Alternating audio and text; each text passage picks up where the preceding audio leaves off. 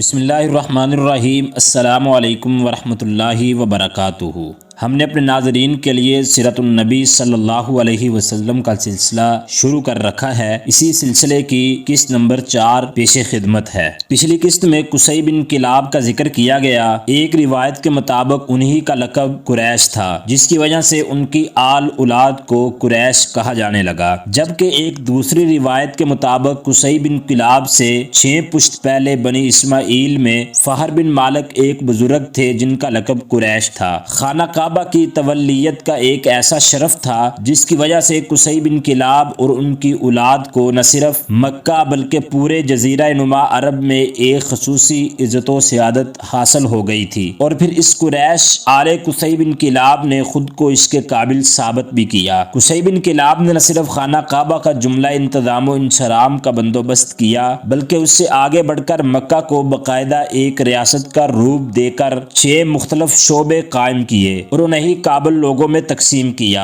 جسے ان کی وفات کے بعد ان کے پوتوں نے باہمی افہام و تفہیم سے 6 شعبوں سے بڑھا کر 10 شعبوں میں تقسیم کر کے آپس میں بانٹ لیا، اور یہی نظام بعثت نبوی صلی اللہ علیہ وسلم تک بڑی کامیابی سے چلایا گیا۔ اس تقسیم کے نتیجے میں آپ صلی اللہ علیہ وسلم کے جد امجد حضرت ہاشم کو سقایا، حاجیوں کو پانی پلانے کا کام، امارت البیت، حرم میں نظم و ضبط قائم رکھنا اور احترام حرم کا خیال رکھنا، اور افاضہ حج کی قیادت کرنا کی خدمات سونپی گئی، جو ان کے بعد بنو ہاشم کے خاندان میں نسل در نسل چلتی رہیں۔ حضرت ہاشم بن عبد مناف قصی بن کلاب کے پوتے تھے، نہایت ہی جلیل القدر بزرگ تھے۔ انہوں نے شاہ حبشہ اور کیسر روم سے بھی اپنے سفارتی و تجارتی تعلقات قائم کر لیے تھے، جبکہ مختلف قبائل عرب سے بھی معاہدات کر لیے تھے۔ ان کی اس پالیسی کی وجہ سے قریش کے باقی قبائل میں بنو ہاشم کو ایک خصوصی عزت و احترام کا مقام حاصل ہو گیا تھا۔ ان کے علاوہ میدان جنگ میں فوج کی قیادت اور علم برداری کا شعبہ خاندان بنو امیہ کے حصے میں آیا۔ لشکر قریش کا سپہ سالار بنو امیہ سے ہی ہوتا تھا، چنانچہ حرب جو حضرت ہاشم کے بھتیجے امیہ کے بیٹے تھے، ان کو اور ان کے بیٹے حضرت ابو سفیان کو اسی وجہ سے قریش کے لشکر کی قیادت سونپی جاتی تھی، جبکہ حضرت ابو بکر صدیق رضی اللہ تعالیٰ عنہ کے خاندان بنو تیم بن مرہ کو اشناق یعنی دیوانی و فوجداری، عدالت، دیت و جرمانے کی وصولی اور تعین کی ذمہ داری سونپی گئی۔ اس کے علاوہ شعبہ سفارت حضرت عمر فاروق رضی اللہ عنہ کے قبیلہ بنو عدی کے حصے میں آیا۔ ان کا کام دوسرے قبائل کے ساتھ مذاکرات، معاہدات اور سفارت کاری کا تھا۔ بنو مخزوم جو حضرت خالد بن ولید رضی اللہ عنہ کا قبیلہ تھا، ان کے حصے میں قبا و عنا کا شعبہ آیا۔ ان کا کام قومی ضروریات کے لیے مال و اسباب اکٹھا کرنا اور فوجی ساز و سامان اور گھوڑوں کی فراہمی تھا۔ قریش کے گھڑ سوار دستے کا کمانڈر بھی اسی قبیلے سے ہوتا تھا۔ اپنا وقت آنے پر حضرت خالد بن ولید رضی اللہ عنہ نے مدتوں شہ سوار دستوں کی کمان نہایت خوش اسلوبی سے سنبھالی۔ اسی طرح باقی 5 شعبوں کی ذمہ داری مختلف قبائل قریش کے حوالے کر دی گئی۔